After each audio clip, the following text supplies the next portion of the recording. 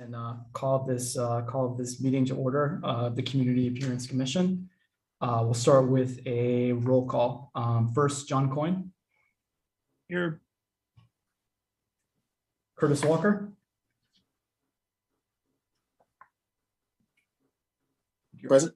Okay, yeah, there you are. Salvador Patino. George Edwards.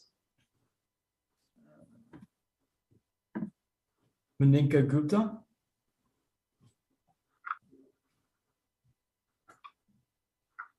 Brittany Clinton Hill.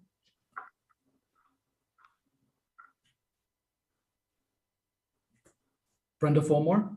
Here. Tasha Wilson. Here. John Rothling. Here. Ethne Good. I'm here. Anton Musaf. I'm here. Amanda King. And Judy Hotchkiss. Here. And George Edwards, you're here? Dan, I'm here. Gotcha. All right, so come in. Welcome. Thank you everyone so much for coming. Welcome to the Community Appearance Commission meeting. First item on our agenda, we're very privileged to have with us here this afternoon, Wanda Allen Abraha, who is the Director of the Department of Human Relations and Diversity, Equity, Inclusion here at the City of Winston-Salem. She also holds a Juris Doctor degree and has an expertise in civil rights law. And I've asked her here this afternoon to present to our commission the history of redlining in Winston-Salem and its effects on our city and county, both in the past and present day. So Wanda, thank you so much for being with us, and whenever you're ready, thank you. Thank you, Dan, and good afternoon, members of the CAC. I'm so happy to be with you today. I consider it quite a privilege to be in your company and to be able to discuss with you this very interesting topic. And as Dan said, Wanda Allen Abraha, I've been with the city in this role for 21 years now. And so, yeah, it went by really fast. Trust me, it really did. And the more recent role or iteration of my role is we have combined with the Diversity, Equity, and Inclusion Department. And so now we're Human Relations / Diversity, Equity, and Inclusion until we can sort of figure out a better name. We may or may not ever do that. But anyway, we do have that combined function now, but we still have not lost sight of what the crux of our department has been about all these years, which is fair housing. And certainly redlining does fall into the scope of fair housing and other types of discrimination. So Dan, do you happen to have my PowerPoint, or do I need to try to share a screen, which should be really interesting? I could try it though if you need me to. I can, let's see here. Hang on, I can download here. You sure? I can try it. Okay, well, we can try you, and we'll work it out one way or the other. Hang on one sec. Let me. Okay. Actually, I'm not sure if I can. Let's see here. Participants. You'd think I'd be better at Zoom, but. Yeah, you would think I would be too, but. Yeah, both of y'all should have access to share screen. So, okay. Yeah. Thanks, Amy. I have it up, but it's not sharing, so I don't know. Let me download your presentation real quick. I'm sorry. Okay, my apologies. But while we're doing that, I'll go ahead and start talking a little bit about redlining. I know several of you, if not all of you, have probably heard the buzz recently in the community about redlining, particularly since the Forsyth County Library has brought the exhibit of Undesigned the Red Line to the city. And if you've not heard about that exhibit, or if you've not had an opportunity to go check it out, I would highly recommend that you do so. It's a national exhibit. It's been in all, well, not all, but most of the various larger cities in the United States. And now it's in the medium to smaller size cities. We're now starting to get our turn to have a chance to take a look at what the exhibit has to offer. So I'll touch on that a little bit as we go on as well. But thank you so much, Dan. And again, my apologies. And No so problem. today we're talking about redlining yesterday and today, meaning that redlining is not just something that should be limited to an historic context. Redlining is something that is very relevant still today, not because it's still considered legal, but because we're still feeling the ramifications of what redlining meant so long ago. So we can go, okay. So the basics, what exactly is redlining? So redlining really consists of a myriad of laws and policies that banks and the government and others used to decide where to make loans to residents who wanted to purchase a home or buy land even, but particularly with homes, purchasing homes. And so they devised a system of deciding where these loans would be considered risky and where they would consider those loans being secure. And so it only applied to certain neighborhoods, though. These redlining laws and policies only applied to certain neighborhoods that were based on racial and ethnic composition. And so you didn't see redlining applied in any other context other than within the context of race and ethnicity. And so really it represents one of the clearest examples of institutionalized racism in the history of our country. And so we're going to get into what that means in a little bit. But anyway, just know and rest assured that redlining was formally outlawed in 1968 with the passage of the Fair Housing Act. So it's not like it's still something that's legal, but again, we do need to talk about it to understand a lot of what we're seeing today in neighborhoods, even right here in Winston-Salem. Next slide, please. So the interesting thing too about redlining is it was government sanctioned. And a lot of people didn't realize that. They didn't know that this was something that the government created and that the government endorsed. And even beyond that, the government forced it. It was enforced and it was insisted upon that it be applied whenever people were looking at residential transactions involving housing. So in 1934, the Federal Housing Administration was created as a part of Roosevelt's New Deal. You know, this was right after the Great Depression. Roosevelt created this economic package to try to get the economy stimulated again. And so as a part of that, the Federal Housing Administration was created to address the housing part of this economic development plan. And so really the policies were supposed to make housing accessibility more accessible, make it more equitable, make it more so that there was a level playing field. But it actually did the exact opposite, because it did require the use of racially restrictive policies and covenants.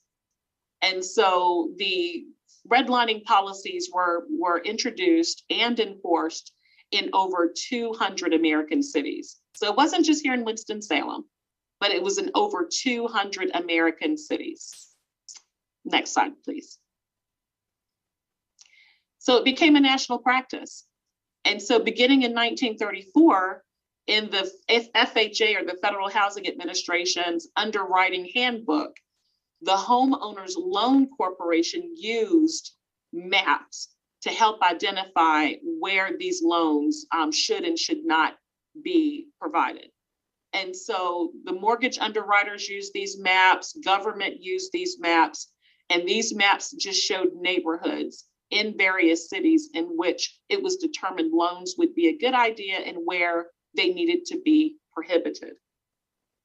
So it was an actual manual that people used and they went by to help to guide where and how mortgages would be lent out to people. Next slide, please. So the historical role of municipalities. So we've been talking so far about the federal government and what that looked like from a nationwide lens or perspective. Now let's talk about municipalities. Now, where did that leave cities and towns? So when we go back and look at the history there, 50 years after the abolition of slavery, local governments continued to legally enforce housing segregation. So in other words, they wanted to make sure that the races did not mix when it came to housing. They did not want African Americans and white people living in the same neighborhoods for a lot of different reasons. But exclusionary zoning laws and city ordinances were written and enacted to take it a step further, which actually banned the sale of properties to African Americans.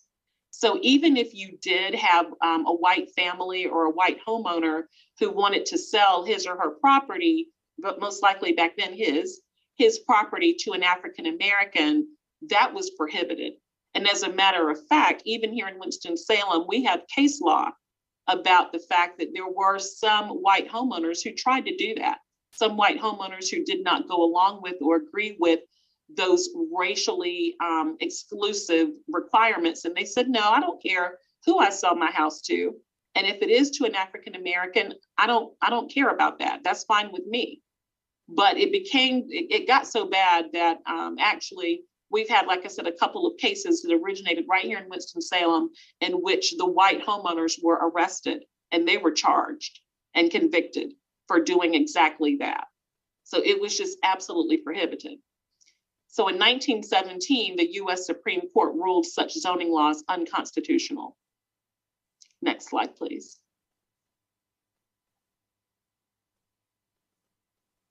Next slide, please.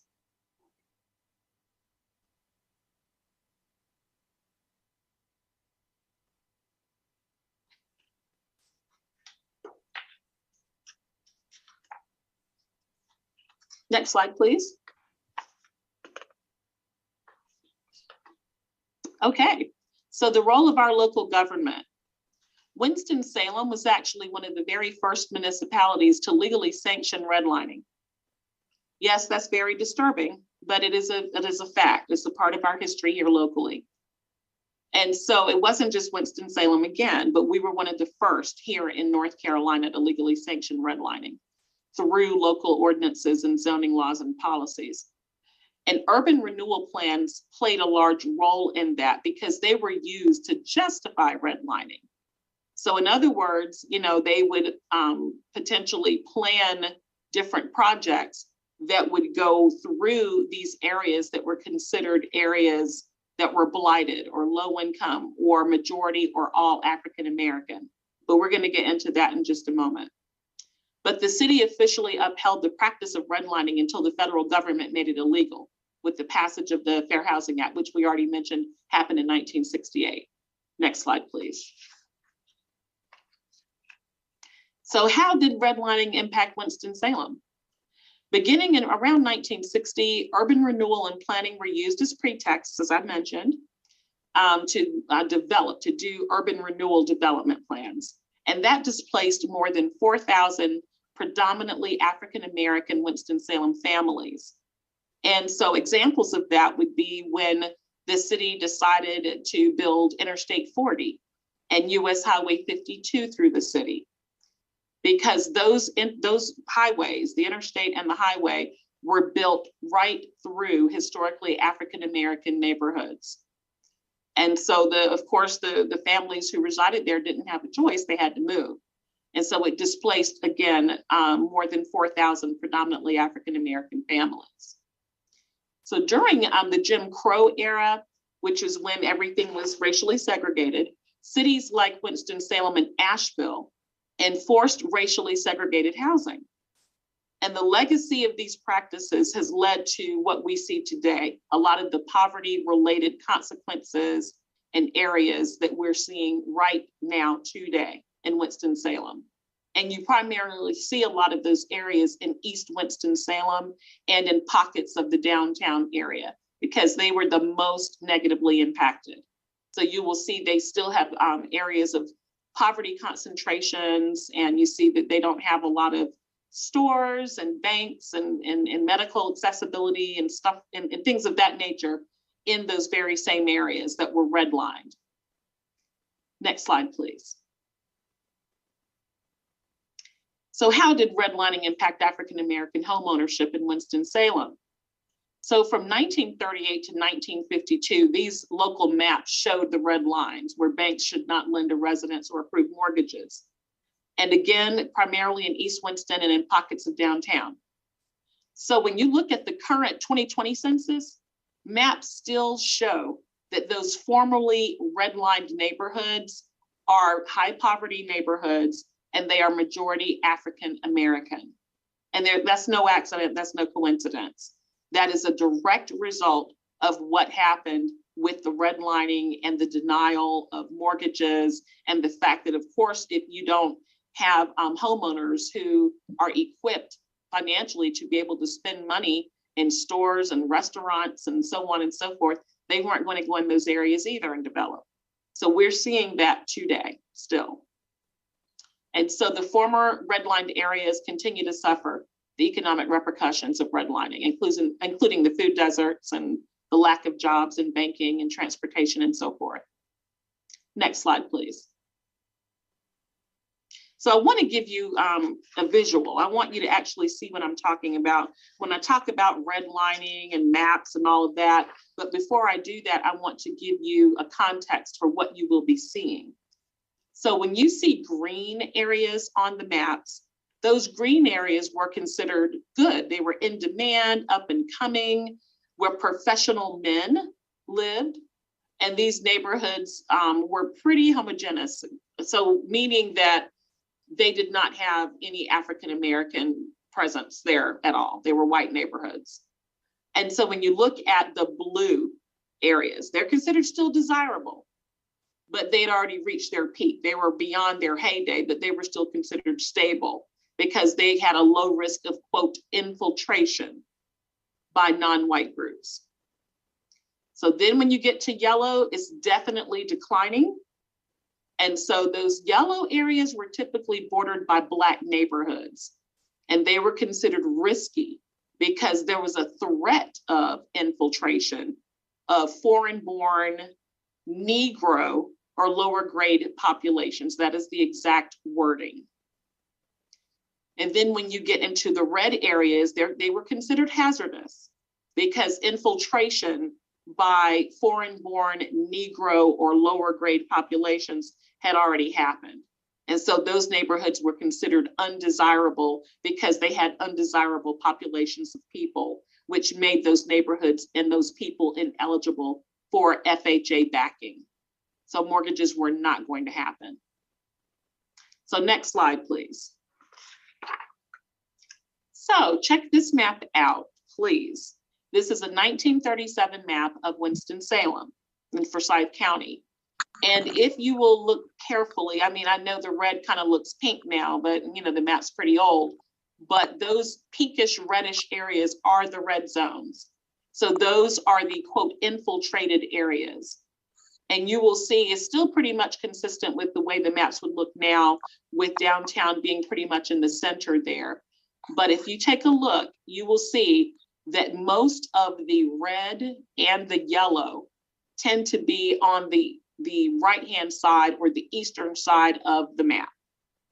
And you see it even extends down to the south, particularly in the southeast and the northeast as well. But you did have areas, interestingly enough, on the left-hand side of the map that did have some pretty significant yellow areas. But that's primarily because they were bordering areas that were considered to be risky. Those red areas, you'll see them touching on those a little bit there. So this again was from 1937, and this is from the Homeowners Loan Corporation, which I mentioned earlier, which was a part of the Federal Housing Administration. So next slide, please. And let's take a look at the map now from the 2000 to 2016 US Census Tracts. And if you will look at the legend that is there, it does state and explain how This is reflective of the net change in the number of low-income persons within displacement or concentration tracts. So in other words, you're seeing where low to moderate income persons have grown, or where that total has risen over the years between 2000 and 2016. And again, you will notice a consistency that most of those areas tend to be on the east side, the northeast, southeast in particular. Next slide, please. And when we talk about disenfranchisement and other problems in these areas also are reflective of Winston-Salem's food deserts. Again, you will see a consistency that most of those areas tend to be on the right-hand side or the east part of the map when we're talking northeast, east, and southeast. Next slide, thank you. So how did the federal government address restrictive covenants as a result of redlining? So in response to the banning of redlining and the passage of the Fair Housing Act, once all of that became illegal, white homeowners quickly replaced prohibited zoning laws with racially restrictive covenants. And so restrictive covenants were legally enforceable agreements that were actually a part of the deed. There would be language on the deed document that prohibited the sale or the rental of homes to certain races of people, usually African Americans. And of course, restrictive covenants are no longer enforceable, but many older deeds still have that language. If you go down to the courthouse right now and you pull some of the older residential deeds, you shouldn't be surprised to see that language still there that forbids the sale of that particular property to an African American or others. So by the time the Supreme Court found racially restrictive covenants unconstitutional, which was in 1947, the practice was so widespread that these agreements were very difficult to invalidate and almost impossible to reverse. So in other words, people were still kind of acting on the language in these deeds, even though they were deemed to be unenforceable and illegal. Next slide, please. And this is just an overview of the Fair Housing Act that I've mentioned a couple of times. And our department is responsible for enforcing fair housing law here in Winston-Salem. That's what we do, a part of what we do. And so we are a HUD partner. So we do that on behalf of HUD here locally in the city limits. And so of course, the Fair Housing Act was supposed to put an end to redlining, and at least government sanctioned and bank sanctioned redlining. However, just like the restrictive covenants, redlining policies were difficult to eliminate and have even continued in more recent years. And so examples of that would be predatory lending practices and gentrification in the concentrations of African American areas and so forth. Next slide, please. And so I know I kind of went through that. It was a lot of information to digest and to try to kind of process, because it is really heavy and very deep information, deeply entrenched in so many different facets of government and banking. But I, of course, am happy to answer any questions. But if you want to see more about redlining from a national perspective as well, I do encourage you to go to the Undesign the Redline exhibit, because it has been extended through this month, which is about to end. But I understand it will be relocated from the library to some other sites here in the city. So you may want to just go on their website and see exactly where you might be able to see the exhibit and learn a little more. And so are there any questions at all? I feel like I was talking a mile a minute, but it was a lot of information. No, I think you covered it very well, and it's kind of disheartening to see that, but hopefully Winston-Salem in your office is helping to move this initiative forward. So we won't see that, even though the maps are similar from years past, even to now. Hopefully we can put something in place to correct or not, repeat history. So can you talk a little to what you guys are doing now to kind of alleviate that situation? Yes, Ms. Fulmore, and thank you for saying that. Definitely, people need to connect the dots between the redlining practices of yesteryear and the housing discrimination that we continue to see today. We do have the caseload to show you that housing discrimination is alive and well here in Winston-Salem as it is across the country.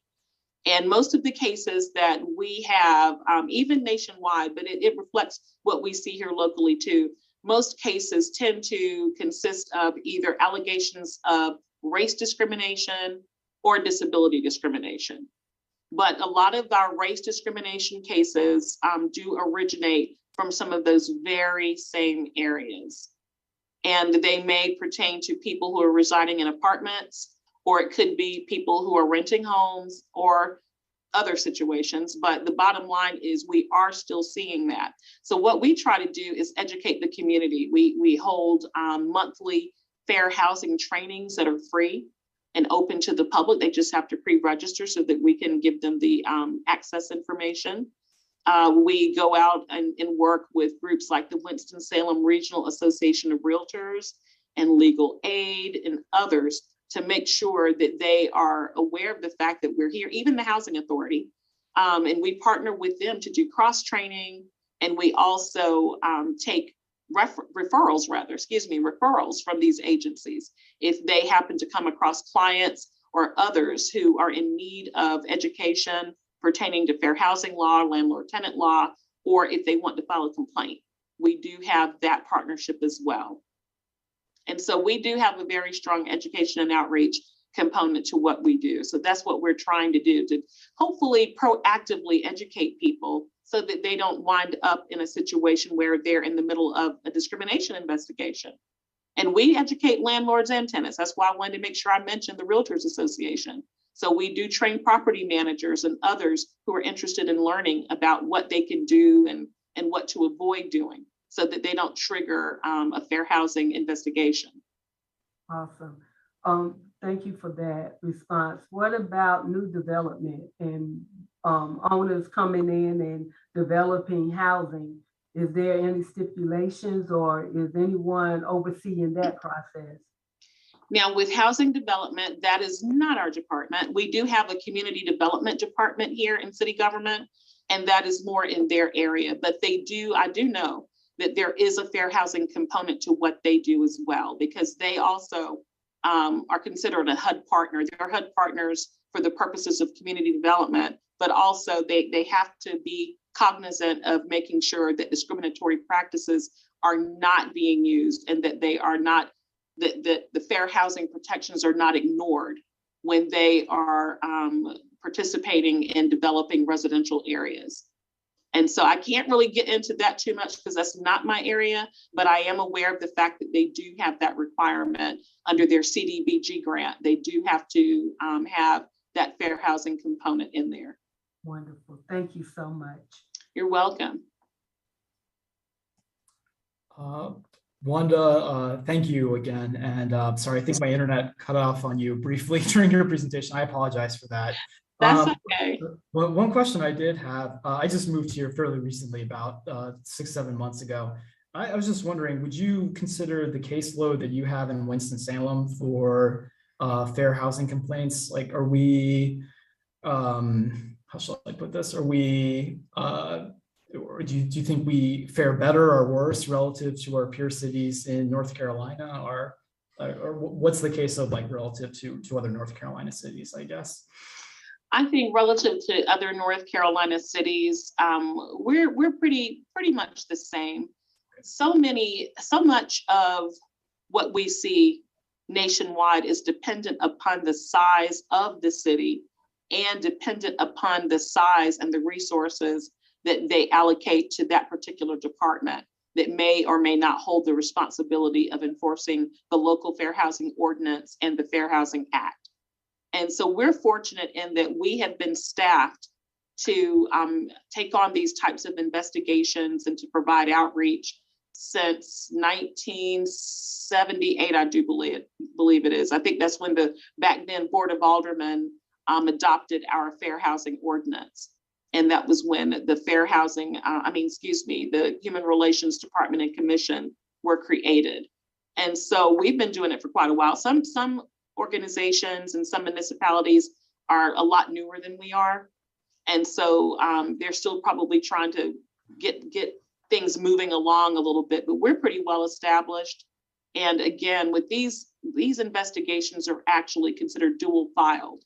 And what that means is whenever someone files a fair housing complaint, it is filed not only with us here at City Hall, but it's also filed with HUD. So it's dual filed. It's a federal case and it's a local case, but we have the responsibility for actually conducting the investigation. And so when you have these dual filed cases, they take longer. And we usually typically say roughly 100 days per case. And we have 2 investigators on staff for a city that has almost 300,000 people. So you can imagine. But the thing is, you know, a lot of people just simply won't file a complaint. They are kind of intimidated, I think, and they don't want to ruffle feathers and that type of thing. But we need for people to let us know when they suspect that discrimination may be going on, whether it's with a loan or whether it's with their terms and conditions of where they live in an apartment or a house. Whatever the case may be, we need to know that because there are 7 protected classes. Race is not the only one. We have color, which it can play into race, of course. National origin, which plays into what country you might have come from if you weren't born here. And we, like I said, disability, religion, family status, meaning if you have kids under the age of 18. But like I said, there are 7 protected classes. And so, but race just happens to be the prevalent one. That's the one we hear the most about.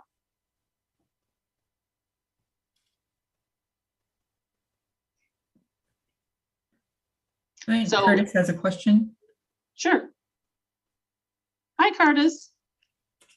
Hi, Ms. Wanda. How are you? It's good to see you. Good to see you as well.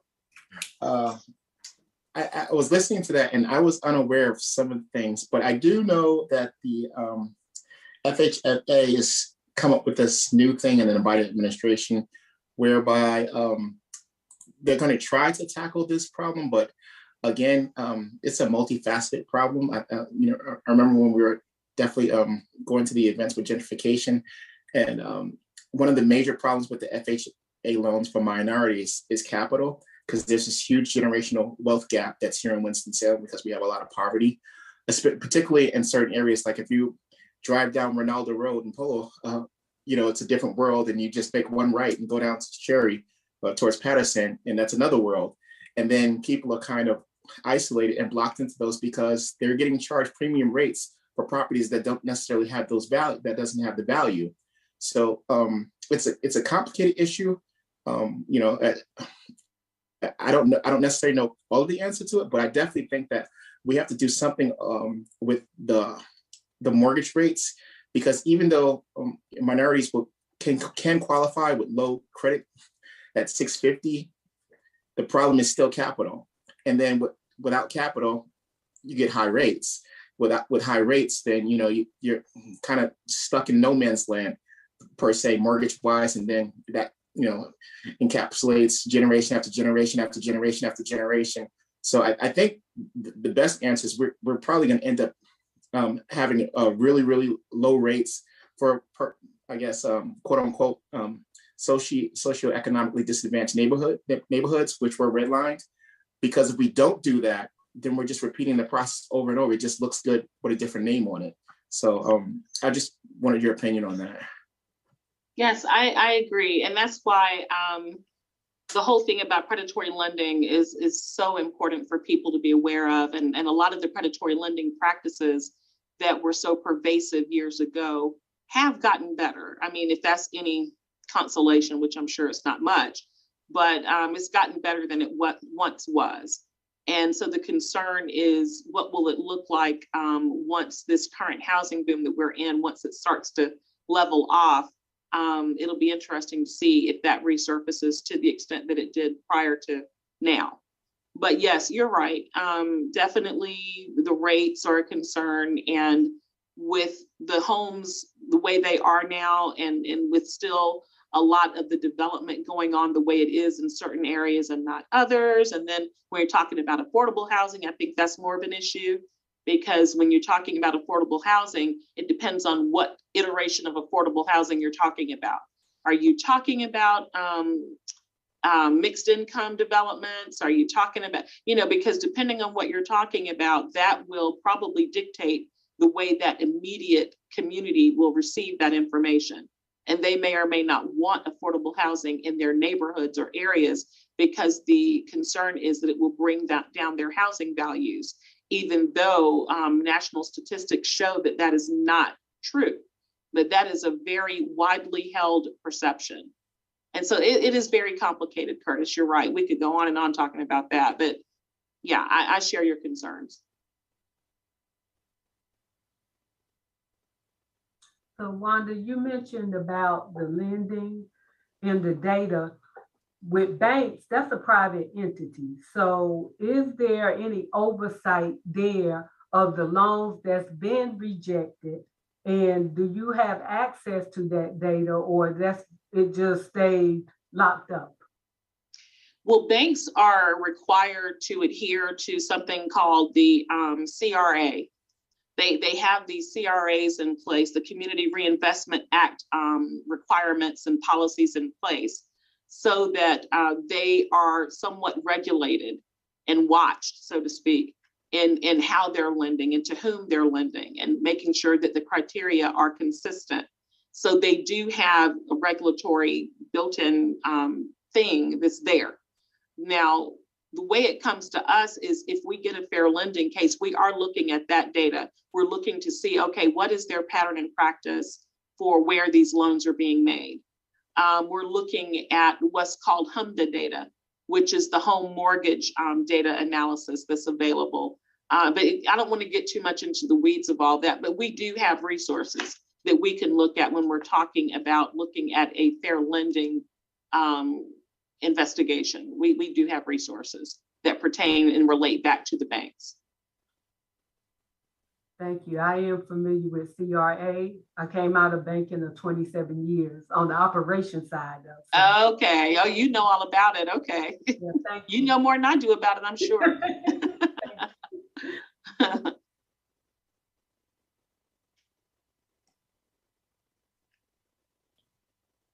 Okay.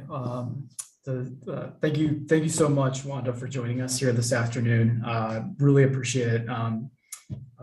Does anyone else have any questions for Wanda before we move forward? Okay. I think you had one. I what? Say, we just need, Wanda, we just need to get this information out, and I'm not saying that it's not out there, but in the community. And I know you talked about educating and all that training. We just really need to keep this up front and center. Thank you. I agree. Yeah, Wanda, I mean, I echo what Brenda just said. I never heard about redlining until probably within the last 10 years. And it's just one of those things that, you start hearing about it and it's like, good Lord. My question is, are there any promising, case studies or projects out there that, how do you start making up for generations being locked in and, disenfranchised?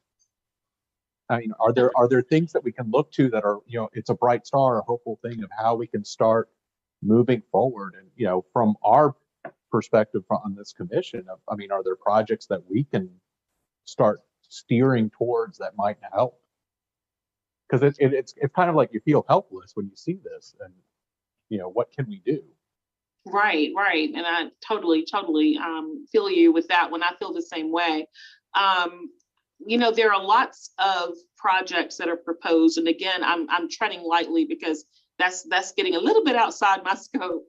But when you look at a lot of the projects that are being proposed, when you go or maybe listen in on the planning and zoning meetings and the community development projects that are going on, oftentimes it is proposed that maybe there be some kind of mixed income developments, and maybe looking at putting affordable housing in different areas of the city and maybe trying to rebuild and get rid of blight and that type of thing.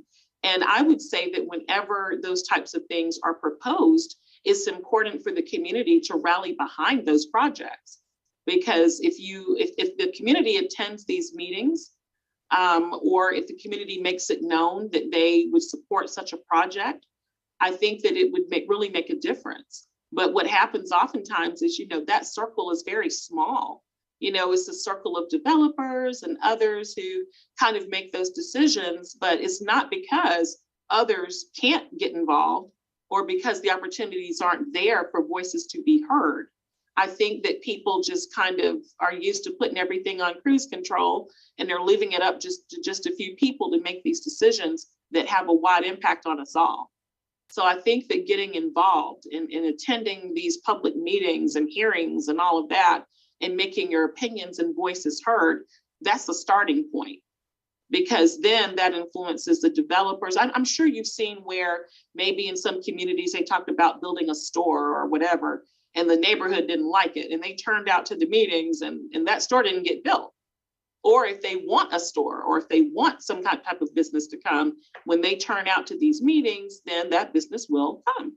So I think that that's really what the starting point is.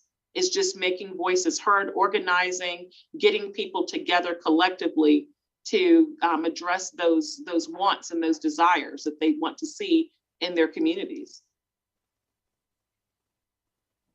If I might add this, because I could talk about this forever, because I'm one of those kids that grew up in those deprived neighborhoods. And so here I stand. And this is what I will say. So education is going to play a huge part in that, because generational wealth is not going to go away in a generation. All right, so that's number one. So we have programs like Forsyth Tech Office's workforce development, and getting people to get some type of acumen or skill, whether it's a trade or degree. We recognize that people that have degrees make at least 15 to 20% more than those that don't have degrees. And also education, particularly not just a monetary problem, it does something mentally. Many of the people, as we talk about being involved in our communities, the main reason is they're operating under the great man theory or the follower principle, where they're waiting for somebody to do something and I can follow them. Unfortunately, that's not the way society works when things want to be changed. What we need is mass education and mass awareness in our communities, social awareness in our communities. And we need more than just one leader to take part in that. We need everybody to start going to these city council meetings, everybody to start going to these planning zoning meetings, everybody to take active ability in their own community, whether it's just cleaning up their streets and teaching people about curb appeal, or educating people about credit, finances, budgeting. All of those things are factors that go into play, because you can literally give somebody a new home, but if they don't know what to do, how to be responsible about that, that's not going to change anything. And that's why the lending practices are so successful, because I can give you $500,000 right now, but if a person doesn't have the discipline to go out and use that in a way that it's going to actually generate money for years to come, then they're back at square one. And so the person that gave the money is now going to quote unquote, I hate to use that word, but enslave them, because mentally they're just not ready or capable to do that. And that's one of the main issues that we find in quote unquote some of these socioeconomic developed places, because people are defeated by the act of defeatism, which means that I don't believe that's for me, so why try for that?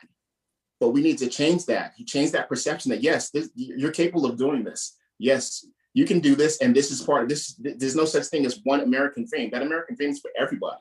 Doesn't matter what color you are, doesn't matter your ethnic group, doesn't matter your demographics. You can do this, and we need to install that in our youth. And that's going to be a generational problem. That's going to be a generational goal, and we need to start that obviously at the administrative level and infuse that through our communities, not just one community. And then we need to also allocate resources. We're on this committee, and I've said this before. There's no reason that we should be spending millions of dollars on a park when people are more important than parks. Let's send that money to the schools and the neighborhoods that need it.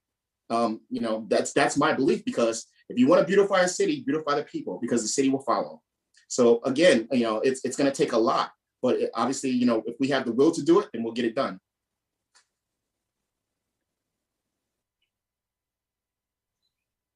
Well, Wanda, yes. with regards to developing areas that are in need of development more than other areas, can you address opportunity zones and how that fits in? Not my area. And I'm saying that purposely because opportunity zones, woof, that's some deep stuff there. And it has a lot of moving parts. And quite frankly, it really falls more so once again under community development. That's more of their world.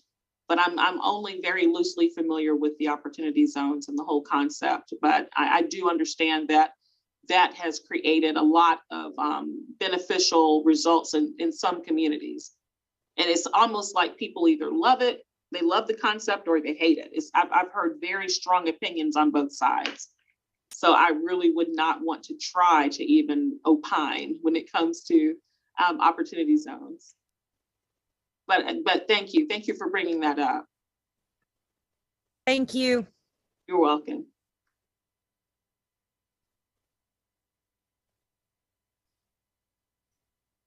Well, I appreciate your time, everyone. I will leave you to the remainder of your meeting.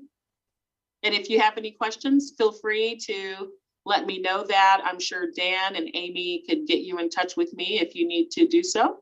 But thanks again. I greatly appreciate your time today. Thank you. Thank you. Thank you so much, Wanda. Appreciate your time. Bye. Okay. I'll just mention to folks that if you're looking for more information on this topic or just trying to educate yourself, a really good book. I don't know how some of you may know it, may not know it, but The Color of Law by Richard Rothstein is a really good book that talks about this, and it's a fairly easy read, but it goes into a lot of the history of segregation and redlining and the different moving parts, because there were so many moving parts to this, both from a federal level and then just from a, developer level and things of that nature, and how we got to where we are. So if you wanted to educate yourself about some of the history, that's a really good book to turn to. And if you're interested, planning board meetings are the second Thursday of the month at 4:30. And city council meets on Mondays, the first and third Monday at 7 p.m. So I'll just put that out there to the universe if you're looking. Yes. Yeah. Thank you for that, Amy. Yeah. I'll second Amy on recommending the Color of Law. I'm sure many of you have probably read it, but yeah, it's a very incredibly thoroughly researched book, I will say. Somewhat academic, but also pretty accessible too. So I'll second that recommendation. Thank you, everyone. In the interest of time, we'll proceed with our meeting. First item on our agenda is approval of minutes from our January 26th meeting. First, are there any comments or revisions on the minutes? Seeing none, approval of minutes will require a motion from the floor. This is Brenda. I'll make a motion that we approve the minutes from last meeting. I second. Okay, George and Brenda. Okay. Okay, we'll proceed with a roll call for the approval of the January minutes. First, John Coyne. Approve. Curtis Walker. Approve. Salvador Patino. George Edwards. I approve. Maninka Gupta. Brittany Clinton Hill. Brenda Fulmore. Approve. Tasha Wilson.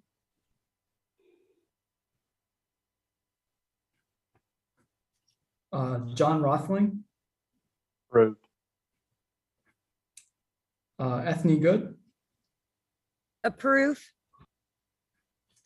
Anton Musaf. I approve. Amanda King. And Judy Hotchkiss. Approve. All right, good deal. All right, motion passes. Thank you, everyone. Next item up is committee reports. The TAPR committee unfortunately did not meet in January due to an absence of project submittals. And to double down, unfortunately, again, as of right now, I don't have any new projects for review in March. So unless they hit my inbox soon at the end of the day today, looks like in all probability TAPR will be canceled for March as well. Education and Awards Committee, I don't have really any new news. I just wanted to quickly reiterate that this subcommittee will again be meeting in April or May to start planning for appearance awards for next year in 2023, either in the late spring or early summer. Trees and Woodlands did meet in February. We are getting going planning on our next Community Roots Day. It's a ways away right now, but the date set for that is Saturday, October 15th. And the neighborhood that we will very, very likely be planting trees in this year is between Carver High School and the airport, sort of on the northeast side of the city. And a lot of the planning for this event is sort of already in place. We were going to hold Community Roots Day during the last couple of years, but still a little due diligence to be done. And I don't have a report for the Gateways Committee. And Anton or Tasha, would you like to provide an official report for the board? I don't have one. Okay. Tasha? No, sir, I don't have one either. Thank you. One item of old business I had a quick update on new appointments and reappointments to the board. City Council did recently appoint John Coyne, Tasha Wilson, and George Edwards for second term. So thank you for reapplying, and look forward to working with you over these next 3 years. There is one vacancy that remains, that will be opening up via appointment through City Council.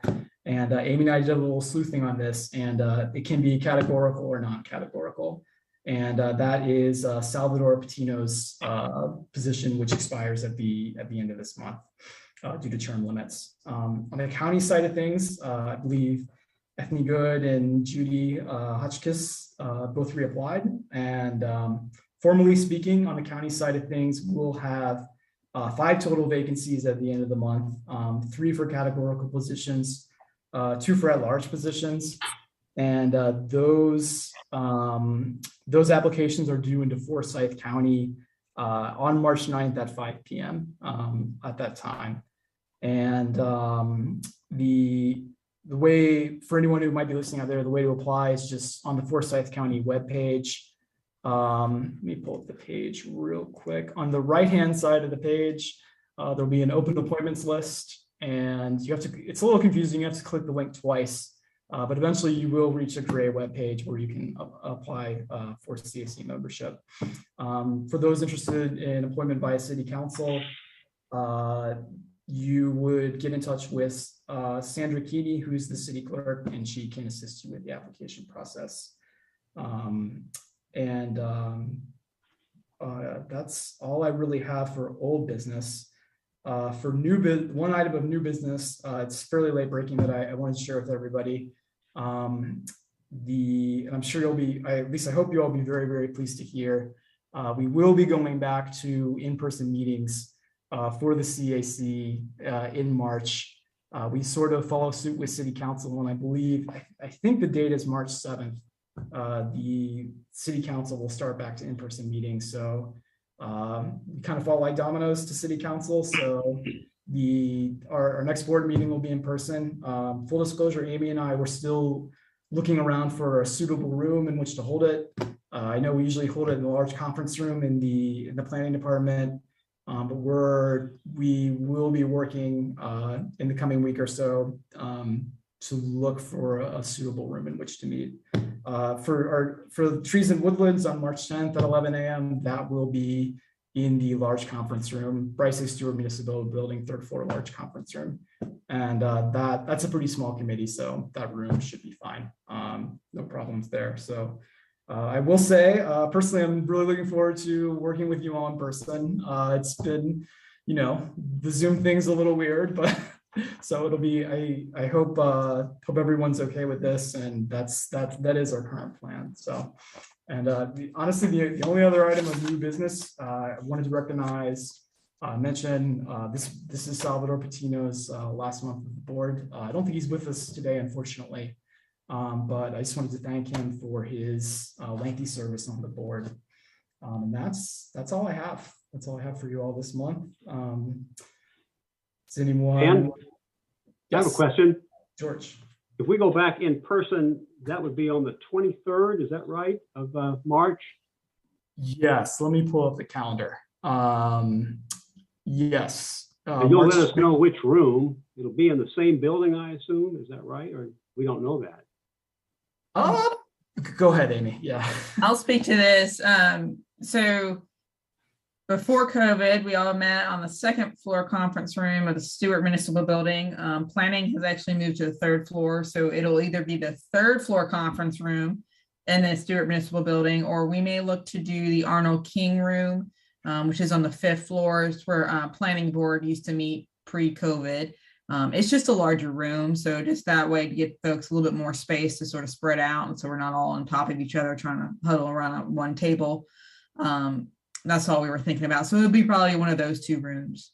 Okay. And just out of curiosity, would there be a Zoom option though, if somebody felt uncomfortable being in person?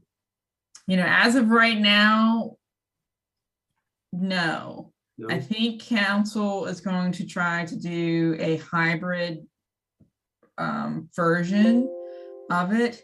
The only thing is, I don't know, those are public hearings, so it'd be a hybrid version for folks who've wanted to provide comment on a public hearing to be able to connect to the meeting. I don't think for being an active member, if they'll allow for memberships to Zoom in. They won it before COVID, but this is a whole new world we're in. So I'll have to check to see if that will be an option or not. But as of right now, I would expect the answer would be no, but we'll check. I'll double check to see what the options are for members. Yep. Thank you, Amy. Yeah. Is it before we depart? Anyone have any other comments or business for the commission?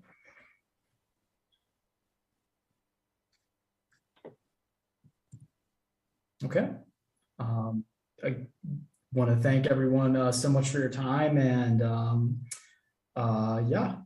meeting adjourned, and really looking forward to meeting you all in person this coming month. So Likewise. Thank you, guys. Bye, everybody. thank you, everyone.